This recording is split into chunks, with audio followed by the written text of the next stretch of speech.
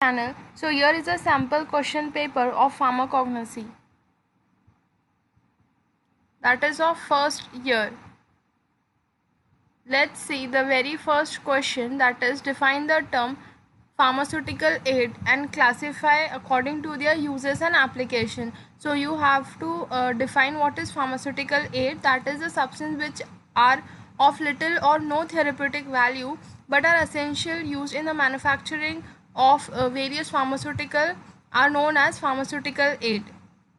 एक ऐसे सब्सटेंस है जिसकी थेरेपेटिक वैल्यू हो भी सकती है नहीं भी हो सकती, बट ये इम्पॉर्टेंट है मैन्युफैक्चरिंग प्रोडक्ट्स के लिए.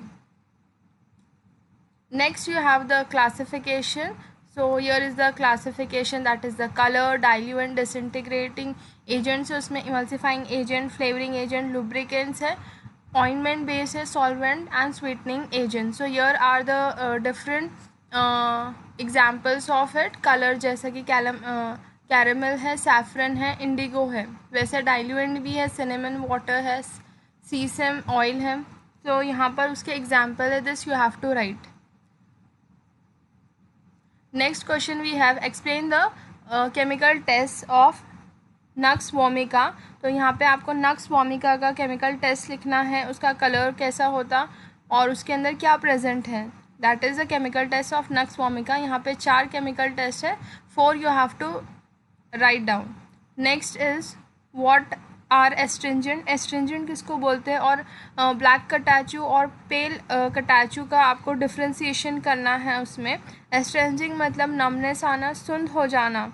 तो यहाँ पर उसका डेफिनेशन है, एस्ट्रिंजिंग ऐसे ड्रग्स है जो प्रेसिपिटेट करते प्रोटीन का, that also arrest haemorrhage and reducing secretion of mucous membrane of stomach और इंटेस्टाइन.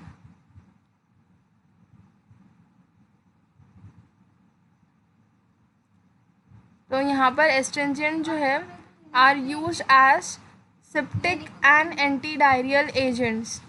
तो उसके आपको यूजेस भी लिखना है.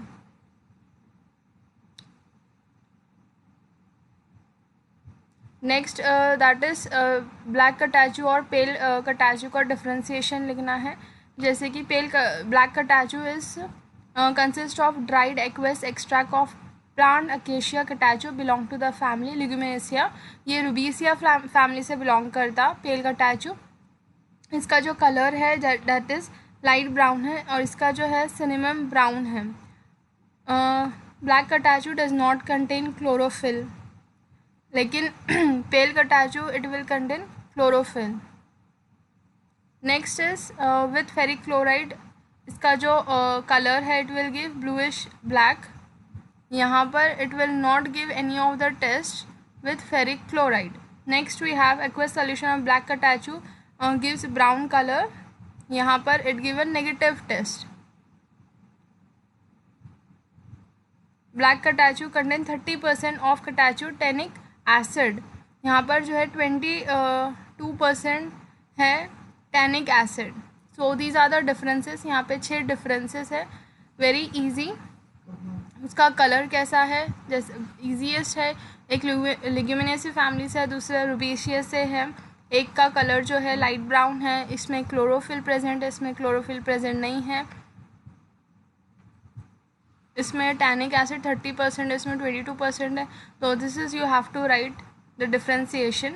यहाँ पे केमिकल टेस्ट है. यहाँ पे जो है केमिकल टेस्ट है, it contain 10% of acacia tannic और इसमें है gum. These are the chemical test of pale catechu as well. Next we have draw the diagram. So you have to draw the diagram of ephedra. Ephedra give method of action of laxative with the latest या फिर with at least one example. So यहाँ पर है ephedra. Laxative क्या करते हैं, promote करते हैं डेफिकेशन, प्रमोट डेफिकेशन. उसमें एग्जाम्पल जो है ड्रग एलो है, एलो, सेना, कैस्टर ऑयल, रुबाब, स्पैरगुल. लैक्सेटिव जो है कैटेगराइज किया गया है. लैक्सेटिव Laxative मतलब it will elimination, it means elimination of soft form stool.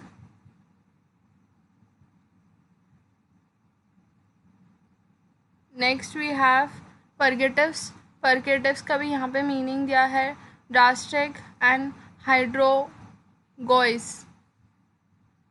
So this was it of hydra. यहाँ पे उसके मेथड्स भी है और एक एग्जाम्पल जो है आपको वो एक्सप्लेन करना है, लाइक एलोसेना या फिर कैस्टर ऑयल, उसको आपको एक्सप्लेन भी करना है. Next question is give significance of swelling factor. Swelling factor किसको बोलते हैं और उसका जो है method of determination of same, वो कैसे डिटरमाइन करते हैं. तो यहाँ पर जो स्वेलिंग फैक्टर जो है it means a quantitative swelling due to mucilages present in the drug. Mucilage जो है प्रेजेंट है इन द ड्रग, उस वो है स्वेलिंग फैक्टर. यहाँ पे उसका टेस्ट है. This test you have to write down, कितना ग्राम ले रहे, कितने ml में इसको डिजोल्व करे, that is the test. Swelling factor of isabgol seed का है ये है 10 to 14 है.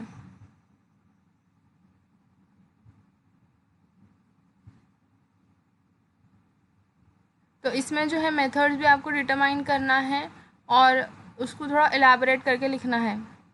Next is describe method of cultivation, collection and preparation of rauwolfia for market. कैसे उसको कल्टीवेट करते, कैसे कलेक्ट करते. तो यहाँ पे कल्टीवेशन रेंज है, मतलब उसका एटमॉस्फेयर कैसा चाहिए, उसका पीएच जो सॉइल का वो कैसा चाहिए, टेम्परेचर कैसा होना चाहिए, गर्मी है सर्दी है, क्या टेम्परेचर पे वो अच्छे से ग्रो होता वो है ये, उसमें रेनफॉल कितना होना चाहिए. These are the cultivation factor. Atmospheric condition, पानी कैसा होना चाहिए, कितना अमाउंट में रिक्वायर्ड है. These are the cultivation factor. Most important is the temperature and the rainfall. Temperature is 10 to 38 degree Celsius और उसका जो रेनफॉल है 250 है. नेक्स्ट अब उसका है प्रोसेस ऑफ कल्टीवेशन, कैसा उसको कल्टीवेट कर रहे, कैसा उसका प्रोसेस है. यहाँ पे उसके प्रोसेस दिया हुआ है. मोस्ट इम्पॉर्टेंट कौन से मंथ में वो कैरिड आउट करते हैं, that is May to June. और फिर उसका जो प्लांट ट्रांसफ़र फॉर्म है, ट्रांसफ़र करते हैं इन द फॉर्म ऑफ अगस्त और सितंबर में. डिस्टेंस कितना होना चाहिए प्लांट के बीच में. Distance between two plant should be 30 centimetre का जो है डिस्टेंस होना चाहिए. Vegetative method root cutting are use. Root cutting भी यूज़ करते हैं. और मोस्ट इम्पॉर्टेंट हर प्लांट के लिए फर्टिलाइजर्स इम्पॉर्टेंट है. तो यहाँ पे कुछ फर्टिलाइजर्स है, दैट इज़ यूरिया है, अमोनियम सल्फेट है. So this was it the processing method. Next आप उसको आप कलेक्ट कैसा कर रहे हैं.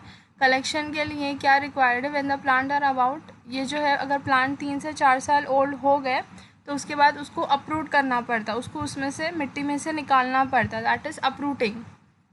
Next the stem base are separated. Stem जो है उसका बेस जो है वो सेपरेट करते, रूट्स को वॉश करते और ड्राई करते एयर में, फिर उसको पैक करते और ये मार्केट तक आ जाते हैं. So this was it for rauwolfia. Next is the market preparation. ये भी इम्पॉर्टेंट है मार्केट प्रिपरेशन. व्हेन यही सेम लिखना है कि 3 से 4 साल के बाद उसको अप्रूव करना है. उसका कट जो है प्रॉपरली होना चाहिए, वॉश अच्छे से होना चाहिए और उसको ड्राई करना है. The average yield of the root per hectare is, this is important, 12 kg.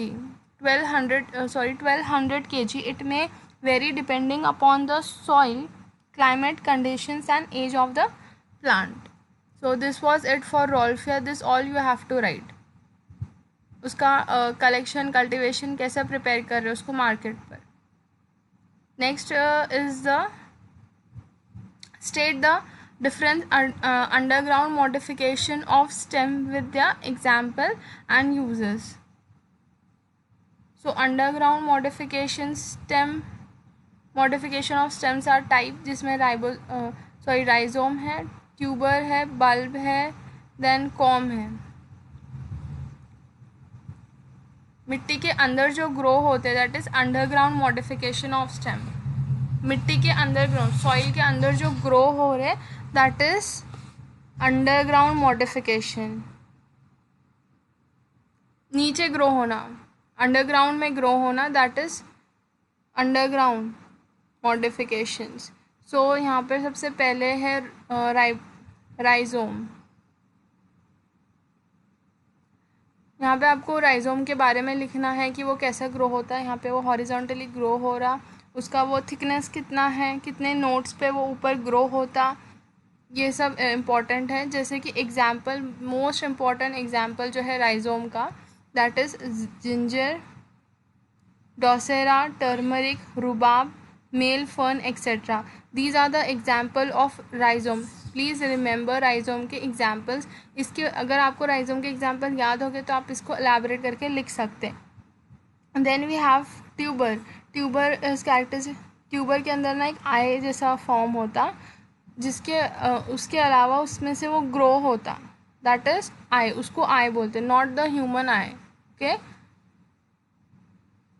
जिसके अंदर से एक न्यू प्लांट फिर से ग्रो होता, ठीक है, further grow and develop into a new plant. इसका एग्जाम्पल याद रखो, that is potato, jalap, aconite and डोसेरा।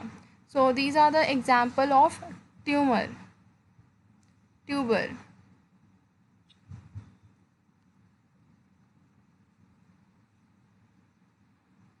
Next is the bulb. Bulb क्या है?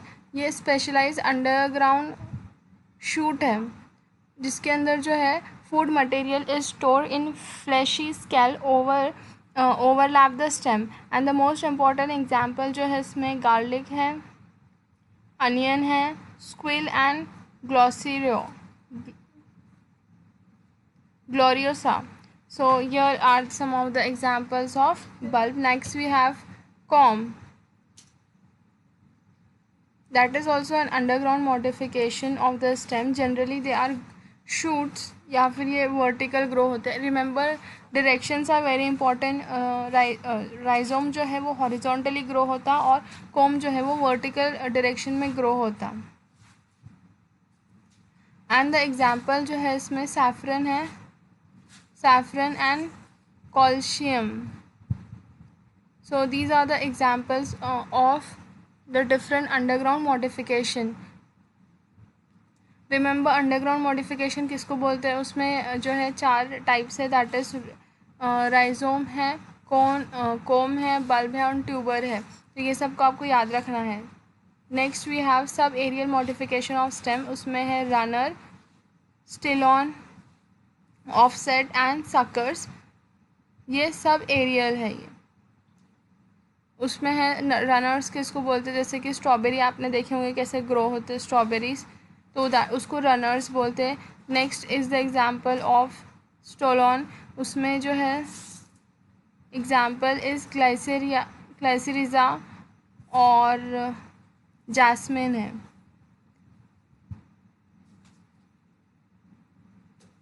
This all you have to write. I'm just giving a short review of the paper.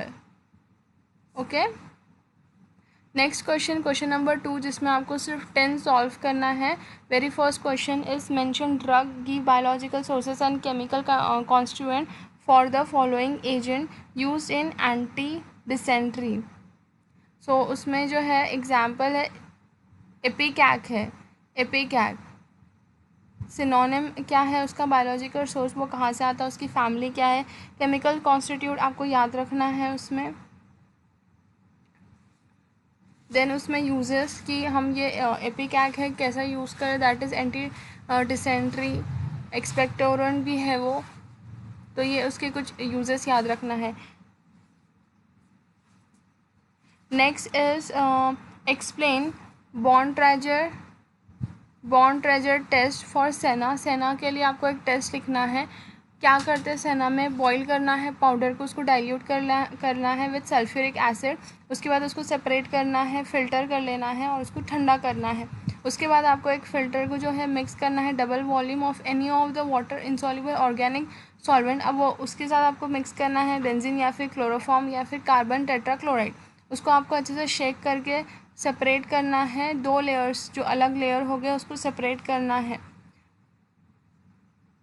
फिर आपको organic solvent जो है ऊपर का या फिर जो लेयर फॉर्म हुए ऐड करना है, उसमें इक्वल क्वांटिटी ऑफ अमोनिया, और जो अमोनिकल लेयर जो रहेगा वो जो है पिंक कलर फॉर्म करेगा, that indicate the presence of anthraquinone derivative. उसके अंदर जो पिंक कलर आएगा वो है एंथ्राक्यूनोन डेरिवेटिव।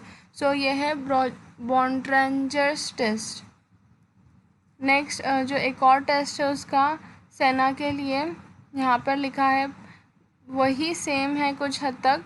पाउडर लेना है लीफ पाउडर का सेना का, और उसके अंदर डाइल्यूट HCl डालना है, उसको फिर बॉईल करना है और उसको फिर थोड़ी देर के बाद ठंडा करके फ़िल्टर करना है। फ़िल्टर करने के बाद आपको जो फ़िल्ट्रेट रहेगा उसके अंदर आपको क्लोरोफॉर्म मिक्स करना है। उसके बाद आपको शेक करना है ऑर्गेनिक सॉल्वेंट के साथ और डाइल्यूट करना है अमोनिया के साथ। ऑब्जर्वेशन वही है, पिंक कलर फॉर्म होगा एंड फाइनली रेड हो जाएगा। कंक्लूजन यही है कि उसमें एंथ्राक्विनोन ग्लाइकोसाइड प्रेजेंट है। So this was it for senna. These test you have to write. Next, vitamin किसको बोलते हैं? Give the biological source of amla. Amla is gooseberry, सबको पता ही है आंवला में विटामिन सी रहता। ओके, सो विटामिन किसको बोलते हैं? जो normal vitamin are the substance which required for normal growth and maintenance.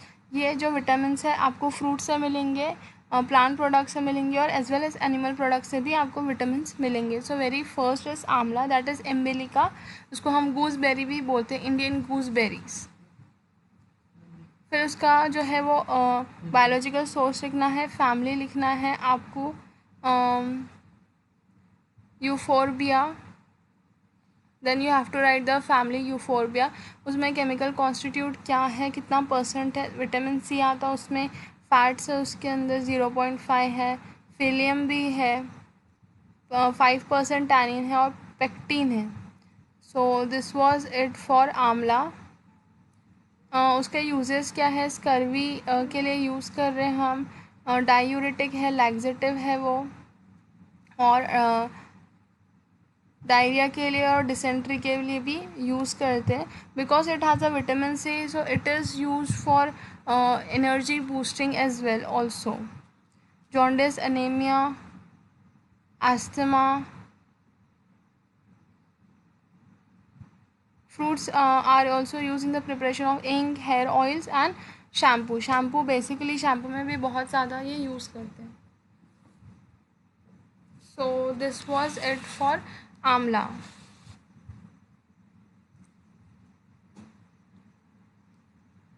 Next we have, you have to next question is you have to differentiate between organized drug and unorganized किसको बोलते हैं? Differentiate between organise and unorganise crude drugs. So organise जो है made up of cell, ये cell से बने हुआ है, और ये जो है पार्टिकल से बने हुआ है। नेक्स्ट उसका जो है डेफिनेट जो है साइज़ है, शेप है, इसका डेफिनेट शेप और साइज़ नहीं है। Chemical constituent are present in the cell, यहाँ पर जो है केमिकल कॉन्स्टिट्यूएंट सेम है, इसमें अरेंजमेंट जो है यूनिफॉर्म है, सेम टू सेम है, यहाँ पे सैम्पल टू सैम्पल डिपेंड करता। So these are the uses of organize and organize drug. यहाँ से आप example, most important is example fennel और जिंजर है, यहाँ जिंजर है, और इसमें है catechu and acacia. So this was it for organized and unorganized drug. If you want, you can pause the video and take the screenshot of the following answer.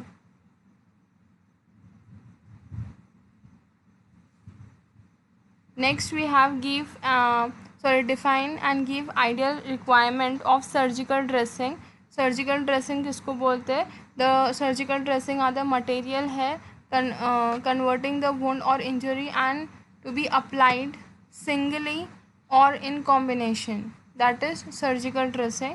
अब उसका official preparation जो है, official requirement है कि वो sterile होना चाहिए, उसका एक पर्टिकुलर टेम्परेचर होना चाहिए, उसका जो थ्रेड है या फिर जो फाइबर है और लूज़ फॉर्म में होना चाहिए, ये उसके रिक्वायरमेंट्स हैं.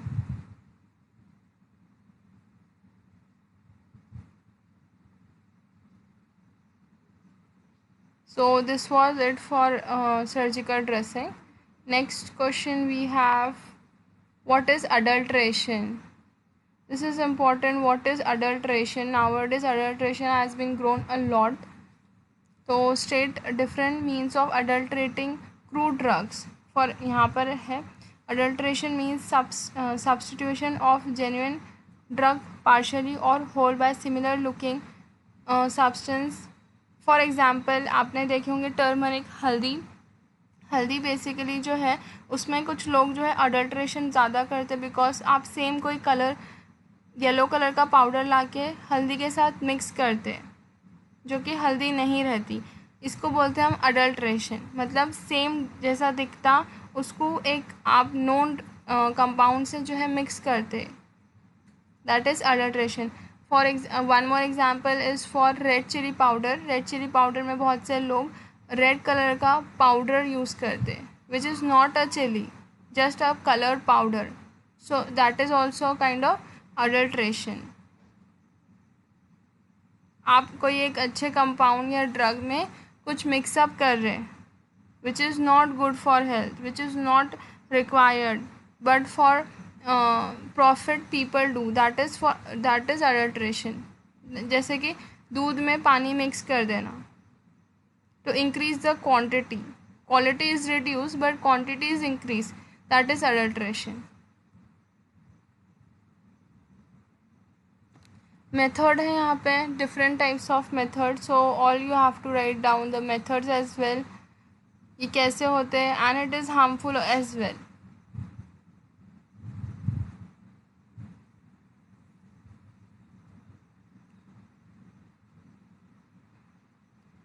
Next is give the example of pesticide, also mention their biological source. तो यहाँ पे जो है pesticide किसको बोलते हैं, जो पेस्ट रहते that is not required for plant and animal, but still जो pest is a undesirable plant or animal. Pesticide is an agent which pest जो है which is not required for plant, it will harm the plant. ये एक ऐसा animal है या ऐसा plant undesirable creature है जो प्लांट को डिस्ट्रॉय करता, उसके लिए हम ना पेस्टिसाइड्स यूज़ करते. पेस्टिसाइड क्या काम करता, विच किल द पेस्ट को मारता.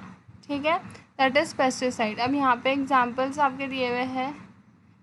इंसेक्टिसाइड्स बहुत टाइप के रहते, स्प्रे रहते ये डिफरेंट टाइप्स के. ये DD, this is important, DDT, dichloro diphenyl trichloroethane, ये इम्पॉर्टेंट है, ये स्प्रे करते हैं उस पर. तो यहाँ पे जो है बहुत सारे डिफरेंट टाइप के इंसेक्टिसाइड यूज़ करते हैं. Fungicide, herbicide and rodenticides use करते हैं.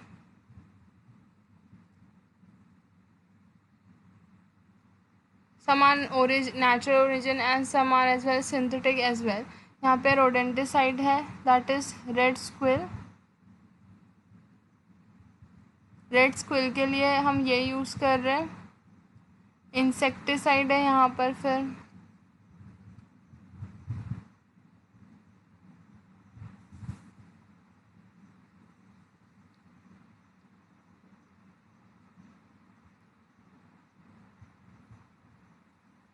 so these all are insecticide.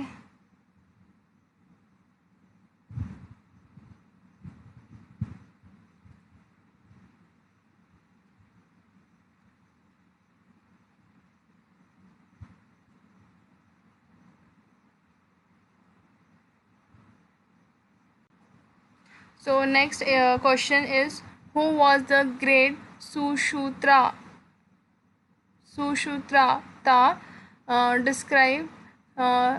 Describe his contribution in the development of pharmacognosy. इनका क्या contribution था pharmacognosy में? So let's see the answer. Sushruta जो है he was an Indian surgeon है. He was an Indian surgeon and physician, and he knew about 1500 drugs, and he operated GIT as well as his collection is name is Sushruta Samita. So this was it. यहाँ पे है कि history में क्या क्या किया हुआ है, किसने क्या, कौन से साइंटिस्ट थे। तो यहाँ पर जो है नेम ऑफ द साइंटिस्ट पाइपरस एबर्ग है, हिपोक्रेट्स है, एरिस्टोल है। So this all you have to write. यहाँ पे उनके टाइम है, क्या टाइम और कब उन्होंने क्या काम किए थे, क्या वर्क था, किसी ने समवन इज़ हिपोक्रेट्स जो है he was the father of medicine. तो यहाँ पे उनका काम क्या था ये आपको लिखना है। दिस टेबल आप याद कर लो so that it is easier for you. Just take the screenshot of that table.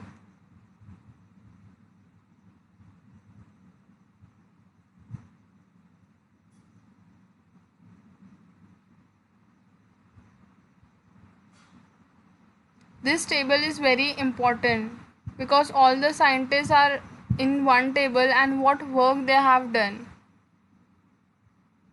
किसी ने बुक लिखा, कोई न्यू रिसर्च किया, ये आपको लिखना है।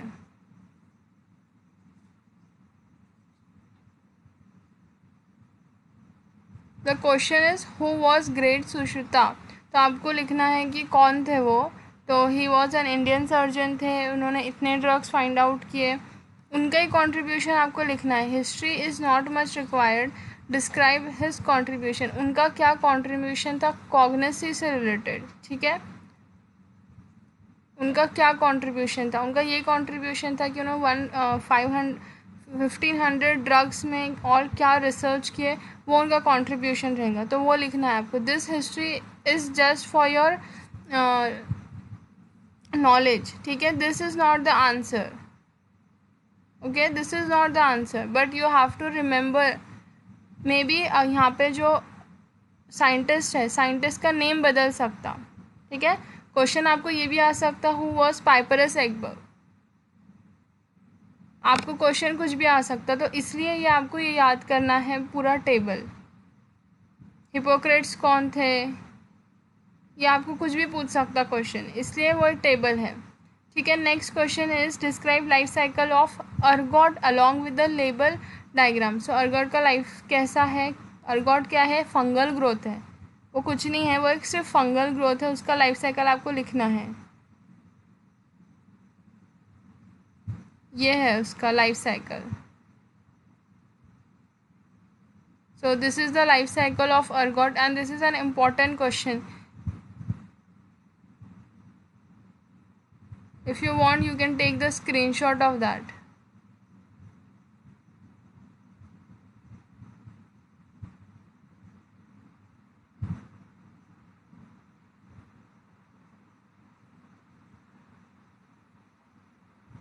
So this is the life cycle of ergot. यहाँ पे उसका explanation है।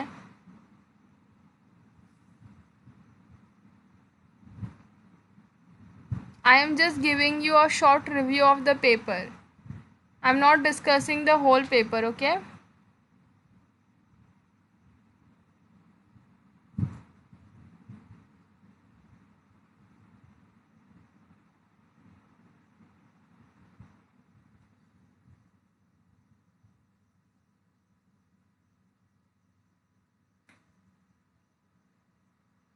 Next question is, this is very important question.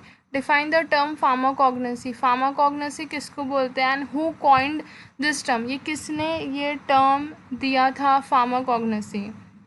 Pharmacognosy क्या है? It is defined as systematic and scientific study of structural, physical, chemical and biological character of crude drug, including the study and history, cultivation, collection and the preparation for the market. This is very important. ये आपको objective में भी आ सकता, तो this is very important. Pharmacognosy किसको बोलते हैं? तो ये एक सिस्टमैटिक है, ये study systematic and scientific study of structure, physical, chemical biological characteristic of crew drug including the study of history, मतलब वो जो प्लांट है, वो जो ड्रग है, उसकी हिस्ट्री, उसका कैसा आप कलेक्शन कर रहे हैं, कैसा उसको कल्टीवेट कर रहे और कैसा उसको मार्केट तक आप पहुंचा रहे, that is pharmacognosy. And Seydler जो है जर्मन साइंटिस्ट है, उन्होंने कॉइन किया था the term pharmacognosy. Okay,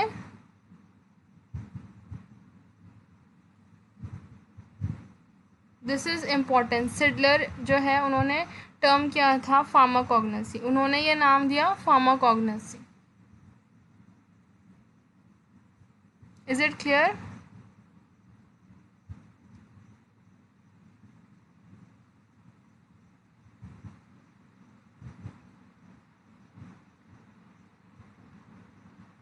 next जो है, here are some of the questions, objective type questions.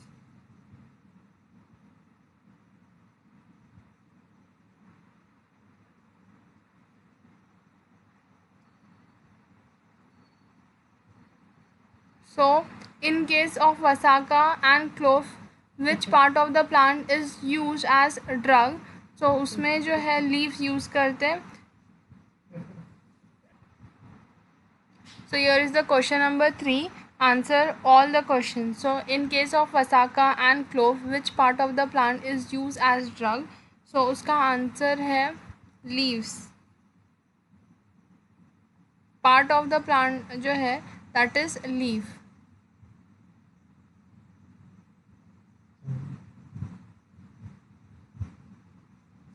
Next question is, why Isabgul Hus is preferred over Isabgul seed? हस से ज़्यादा सीड क्यों यूज़ करते हैं? Because it contain undesirable oil and tannin. इसका जो answer है, because the seed, you can write down the answer, because the seed germ contain undesirable oil and tannin.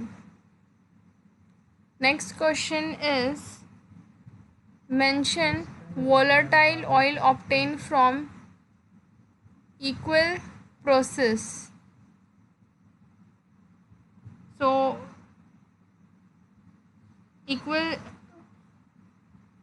Equal process से आप जो the correct answer is lemon oil, orange oil and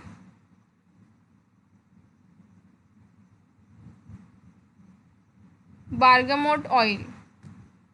okay, तो oils आपको जो oils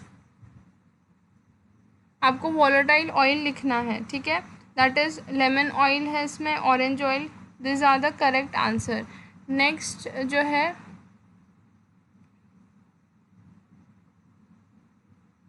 next question is that is D है ये, this is misprint.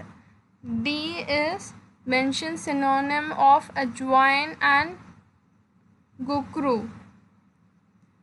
So the correct answer is ajwain का जो है synonym is ajwain caraway, ajwain caraway, and gurukul का synonym is tribulus and puncture vine. Okay,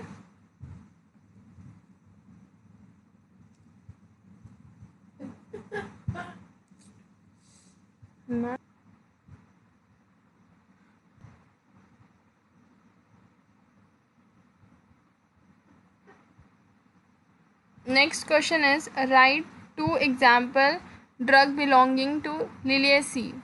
Liliaceae family से जो कौन से ड्रग बिलोंग करते हैं, दैट इज़ एलोवेरा है, allium cepa and allium sativum. So these are the answers. So here is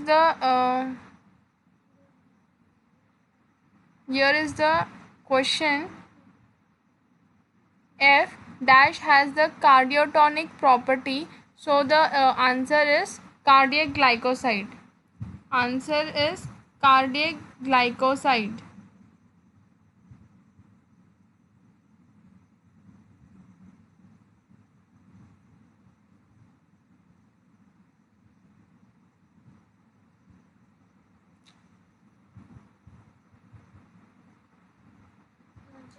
So you can also write the example of cardiac glycoside in the fill in the blank as well. That is digitoxin. Digitoxin has cardiotonic property. या फिर आप ये भी लिख सकते हैं cardiac glycoside bracket में आप उसका एग्जाम्पल लिख सकते हैं like digitoxin has cardiotonic property. Next is volatile oil are also known as essential oil. क्या volatile oil को essential oil भी बोलते हैं? So let's see the. So yes, volatile oil are also known as essential oils. Like as you know the example, oils जो हम clove से निकालते हैं, extracted from clove. That is also essential oil, उसको हम वोलेटाइल ऑयल भी बोलेंगे. So next question is mention one fruit belonging to family rutaceae. Rutaceae family से कौन सा फ्रूट बिलोंग करता? That is bael fruit.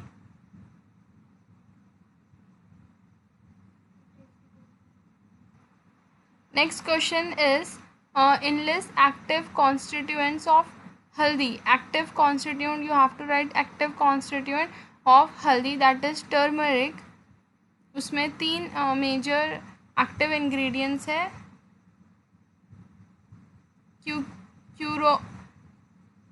क्यूकोमाइट, क्यूरकोमीन and dimethoxycurcumin. And okay fine, you can write 3 of them only. 3 of them is sufficient.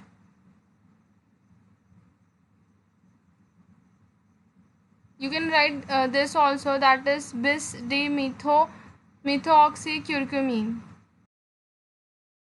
Pesticide भी है, ये pesticide भी है, और ये है insect repellent. So correct answer is all of the above. Next question is K dash coin the term pharmacognosy. This is important. किसने term दिया था, किसने ये नाम दिया था pharmacognosy? That is Seydler. Next is I dash source of gelatin. Gelatin का क्या सोर्स है? Correct answer is animal, and animal में भी pig and cow is mostly use.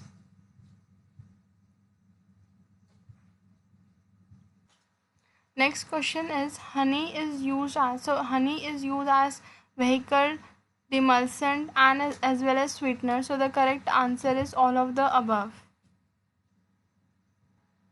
Next question is the source of Indian acacia is. Correct answer is Acacia arabica.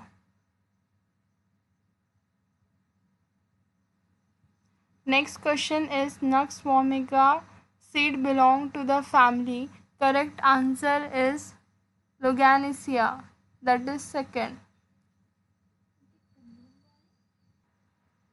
Next question is P, that is quinine and quinidine is differ in. So the correct answer is plane of polarization, because laevo rotatory है, एक जो है dextro rotatory isomer है, इसलिए उसका answer है plane of polarization. Next question is amylum is a synonym for. Amylum basically synonym है ये स्टार्च का. Correct answer is starch. Next question is vasaka is used as. It is used as expectorant. Correct answer is expectorant. Next is which part of the dill fruit contain oil? Correct answer is endosperm. Next question is, which of these reagent is used to indicate the presence of emetic? So the correct option is potassium chloride. So this was it for pharmacognosy sample question paper. Hope you understood.